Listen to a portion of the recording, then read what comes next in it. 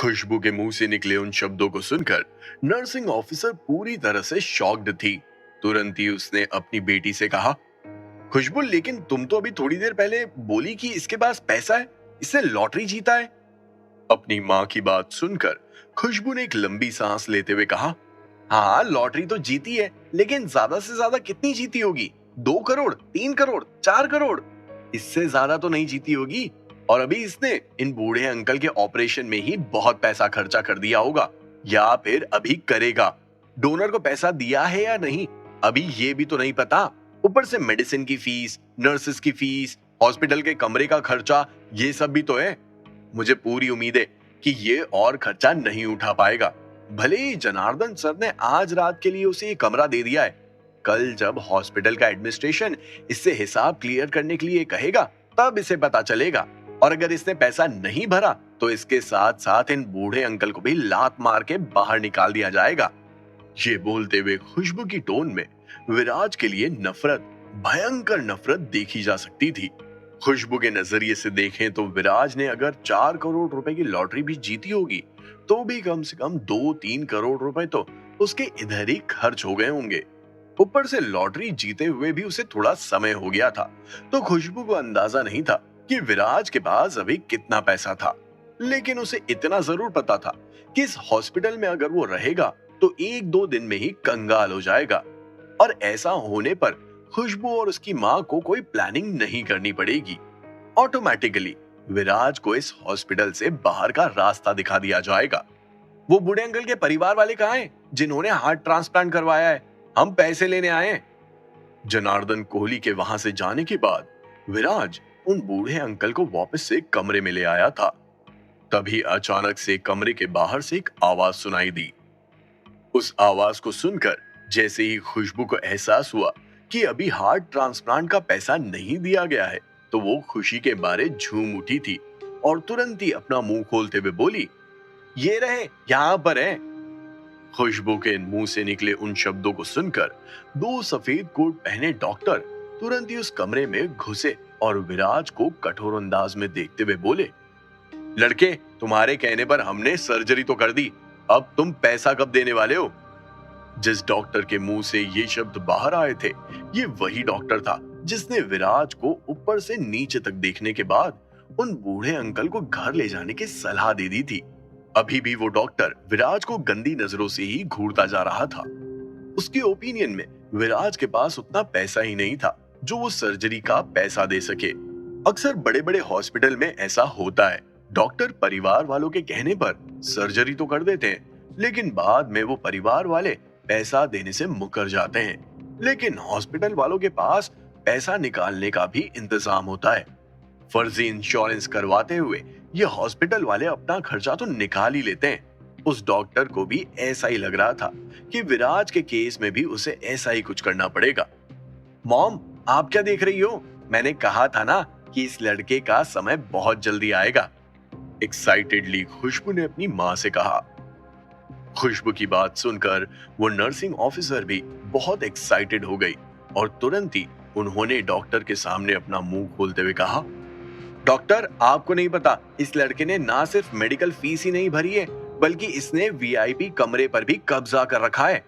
इस कमरे को छोड़ने का नाम ही नहीं ले रहा है। नर्सिंग ऑफिसर की बात सुनकर उस डॉक्टर ने एक बार फिर से विराज को ऊपर से नीचे तक देखा और हंसते हुए बोला, क्या बात है लड़के, गोली देने में तुम नंबर 1 हो। गोलीबाज, बहुत हुआ तुम्हारा नाटक। मैं तुम्हें बता रहा हूं, तुम्हें मुझे पूरी की पूरी मेडिकल फीस देनी होगी, ना 1 पैसा ज्यादा और ना 1 पैसा कम, समझे? जैसा कि मैंने पहले भी कहा, मैं पूरी मेडिकल फीस दूंगा, बस मुझे थोड़ा फ्री समय नहीं मिल पा रहा है जिससे मैं पैसों का बंदोबस्त कर सकूं। जैसे ही डॉक्टर ने विराज के मुंह से ये बात सुनी, वैसे ही वो जोर जोर से हंसते हुए बोला, बेटा तुम किसे उल्लू बना रहे हो? ऐसे बहाने मैं रोज सुनता हूं। मैं अब तुम्हारी कोई भी बकवास नहीं सुनने वाला। चुपचाप सर्जरी की मेडिकल फीस और डोनर फीस दो, वरना मुझे अभी सिक्योरिटी को बुलाना होगा, और अगर ऐसा हुआ तो फिर इन बूढ़े अंकल को भी बाहर निकाल दिया जाएगा।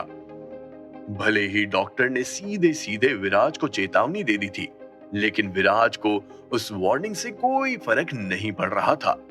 विराज को पूरा यकीन था कि डॉक्टर ऐसी कोई हरकत नहीं कर सकता है, क्योंकि इस बात की तो ये लोग ओथ लेते हैं, और अगर डॉक्टर ने ऐसा किया और उन बूढ़े अंकल की मौत हो गई तो इसका जिम्मेदार डॉक्टर ही होगा। इसीलिए विराज के चेहरे पर शिकन के कोई भी हाव भाव नजर नहीं आ रहे थे। विराज को इतना शांत और कॉन्फिडेंट देखकर खुशबू से रहा नहीं गया और तुरंत ही अपना मुंह खोलते हुए वो डॉक्टर से बोली, डॉक्टर आप किसे समझा रहे हो? ये लड़का जाहिल है, ढीठ है, शेमलेस इंसान है ये। इसे आपकी वार्निंग से घंटा फर्क नहीं पड़ने वाला है। हमें कुछ ऐसा रूल बनाना होगा जिससे ये आदमी फिर से हमारे हॉस्पिटल में ना आ सके। अगर ये मर भी रहा है तो भी हम इसका इलाज नहीं करेंगे। इसकी हरकतों की सजा इसे इसी तरह मिलनी चाहिए। देखिए मिस, मैं एक डॉक्टर होने के नाते किसी को भी अपने सामने मरते हुए नहीं देख सकता। ये मेरे उसूलों के खिलाफ है। लेकिन हाँ, अगर इस इंसान ने पैसा नहीं दिया तो मैं एडमिनिस्ट्रेशन को बोलकर ऐसा कुछ करूंगा जिससे ये और इसके जैसे लोग इस हॉस्पिटल में ना आए। हमारा हॉस्पिटल राइट टू हेल्थ की कैटेगरी में नहीं आता है। यहाँ लोगों का इलाज फ्री में नहीं हो सकता है। ये बोलते हुए उस डॉक्टर ने उन बूढ़े अंकल की ओर देखते हुए कहा, लड़के, मैं तुम्हें साफ साफ शब्दों में बोल रहा हूं, अगर तुमने आज पैसे नहीं भरे तो इन अंकल की दवाइयां कल से बंद हो जाएगी और इसके बाद सिर्फ मौत ही इनका इंतजार करेगी। अगर ऐसा कुछ भी हुआ तो बाद में मुझे मत कहना कि मैंने तुम्हें समझाया नहीं था। ये बोलने के बाद वो डॉक्टर वहां से चला गया था। मॉम, हम भी यहाँ से चलते हैं। ये लड़का काफी अनोइंग है। जब भी मैं इसे देखती हूँ मुझे उल्टी जैसा लगता है। खुशबू की बात सुनकर तुरंत ही उस नर्सिंग ऑफिसर ने कहा, चलो चलते हैं। फालतू में मैंने ओवर टाइम किया, कोई मतलब तो बना नहीं। ना तो काम हुआ और ना ही इस बात का पैसा मिलेगा। ये सब इस लड़के की वजह से हुआ है। ये बोलते हुए वो नर्सिंग ऑफिसर गुस्से की नजरों से विराज को देख रही थी। जितिन, तुम यही रुको, मैं नीचे जाकर बिल पे करके आता हूँ। अगर कोई प्रॉब्लम हो तो मुझे तुरंत ही कॉल करना। ये बोलते हुए विराज पीछे मुड़ा और उस वीआईपी कमरे से बाहर निकल गया। अभी विराज ने कमरे से बाहर कदम रखा ही था कि तभी अचानक से उसे कमरे में जोर जोर से खांसने की आवाज सुनाई दी। जैसे ही विराज ने वो आवाज सुनी, वो भागते हुए कमरे में पहुंचा और जितिन को बोला, जल्दी से जल्दी डॉक्टर को बुलाकर लाओ। विराज का आदेश मिलते ही जितिन उस डॉक्टर को ढूंढने के लिए निकल गया था। थोड़ी ही देर में डॉक्टर के मुंह से चीखने की आवाज सुनाई देने लगी, छोड़ो मुझे, मैं उन अंकल को नहीं बचाऊंगा, छोड़ो, जाने दो मुझे। जैसे जैसे ये चीखें करीब आ रही थी, वैसे वैसे वो डॉक्टर भी उस वीआईपी कमरे की तरफ नजदीक आ रहा था। कुछ ही सेकंड्स में अपना स्टीपोफाइड चेहरा लेकर वो डॉक्टर कमरे में आ गया था। तुम लोग इतना बोलने के बाद भी पैसा नहीं दे रहे हैं। जब तक मुझे पैसा नहीं दोगे, मैं इन अंकल का कोई इलाज नहीं करूंगा, उस डॉक्टर ने चिल्लाते हुए कहा। जल्दी ये इंसिडेंट सभी लोगों की नजरों में आ गया और देखते ही देखते भीड़ लगनी शुरू हो गई थी। हॉस्पिटल का सारा स्टाफ अपना काम छोड़कर तमाशा देखने पहुंच गया था और वीआईपी कमरे के बाहर आकर खड़ा हो गया था। दूसरी तरफ वो डॉक्टर बार बार विराज को पैसा भरने के लिए कह रहा था, वरना उसने धमकी दे दी थी कि वो इलाज नहीं करेगा। ये सब क्या चल रहा है? भीड़ में मौजूद हॉस्पिटल के एक स्टाफ मेंबर ने कहा। क्या पता, लेकिन डॉक्टर की बातों से तो ऐसा लग रहा है जैसे उस गरीब लड़के के पास मेडिकल फीस भरने के लिए पैसा नहीं है और शायद इसी वजह से डॉक्टर उसके पिता का इलाज करने से मना कर रहे हैं। हॉस्पिटल के दूसरे स्टाफ मेंबर को जो कुछ भी समझ आया उसने भी बता दिया था। इस लड़के के पास मेडिकल फीस भरने के लिए पैसा नहीं है और उसने उस पेशेंट को वीआईपी रूम में रख रखा है। ऐसा कैसे हो सकता है? या तो ये लड़का जानबूझकर पैसा नहीं दे रहा है, इसे लगता है कि हॉस्पिटल एक चैरिटी प्लेस है और यहाँ सब कुछ फ्री में हो जाएगा। भीड़ में मौजूद एक और स्टाफ मेंबर ने अपना मुंह खोलते हुए कहा, तुम सही कह रहे हो, इस लड़के के कपड़े तो देखो, इसे तो इस हॉस्पिटल में आना भी नहीं चाहिए था। किसी सरकारी हॉस्पिटल में जाता तो सही रहता। ये मेडिकल फीस तो क्या, हमारी नर्सेस फीस भरने की औकात नहीं रखता है। भीड़ में मौजूद एक और स्टाफ मेंबर ने कहा, आप सभी लोग शांत रहिए, हंगामा मत कीजिए। अचानक से भीड़ में से एक बूढ़ा आदमी बाहर आया और उसने अपनी दबंग आवाज में कहा।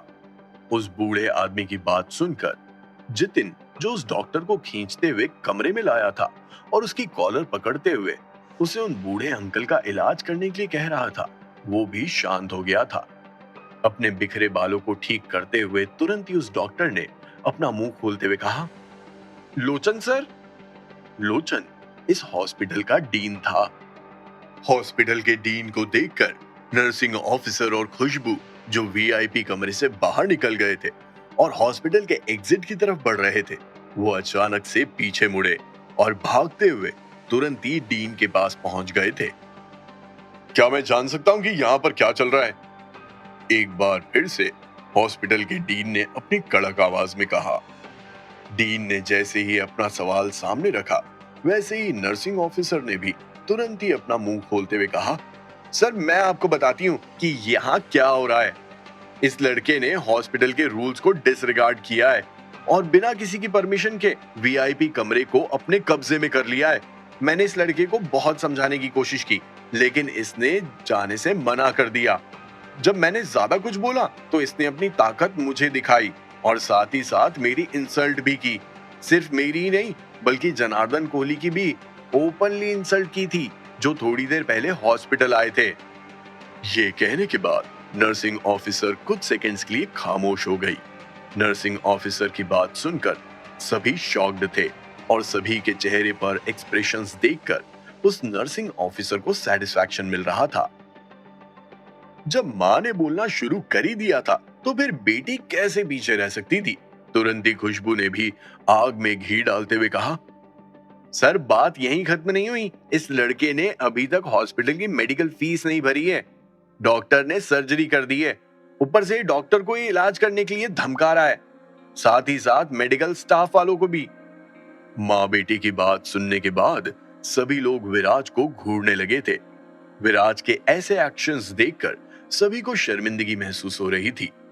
इस हॉस्पिटल में केवल रईसजादे ही आते थे और वो लोग विराज को भी रईस ही समझ रहे थे, क्योंकि विराज ने इस हॉस्पिटल में सर्जरी करवाई थी। लेकिन एक रईस आदमी का पैसा नहीं देना, डॉक्टर और मेडिकल स्टाफ से बदसलूकी करना, ये अमीरों पर एक धब्बा था और इसी वजह से वहां मौजूद कुछ अमीर लोग विराज को गंदी नजरों से देखने लगे थे। इस बार तो ये लड़का पक्का मरेगा। भीड़ में मौजूद लोगों के एक्सप्रेशंस देखकर खुशबू मनी मन खुश हो रही थी और इसकी वजह ये थी कि उसकी माँ ने उसे बताया था कि हॉस्पिटल में एक नया डीन आया है, जो पहले आर्मी में रह चुका है। उस डीन के लिए उसूल बहुत मायने रखते हैं और अगर कोई भी हॉस्पिटल के उन उसूलों को तोड़ता है, कोई भी, तब वो डीन पर्सनली उस केस को हैंडल करता है। और आप लोगों को पता ही है कि आर्मी वालों का स्वभाव और तरीका कैसा होता है। बस यही वजह थी कि खुशबू को पूरा यकीन था कि विराज का नंबर आ गया है। क्या वाकई विराज का नंबर आ गया था? क्या नर्सिंग ऑफिसर की बात सुनकर डीन विराज की क्लास लगा देगा, या फिर इस डीन को पूरे केस में कुछ नया मिलेगा? क्या विराज डीन के सामने अपनी बेगुनाही साबित कर पाएगा? आखिर विराज मेडिकल फीस भरने में इतना समय क्यों लगा रहा था? क्या वाकई में विराज के पास पैसा नहीं था या फिर उसे समय नहीं मिला था? जानने के लिए सुनिए cash on my mind, only on pocket FM.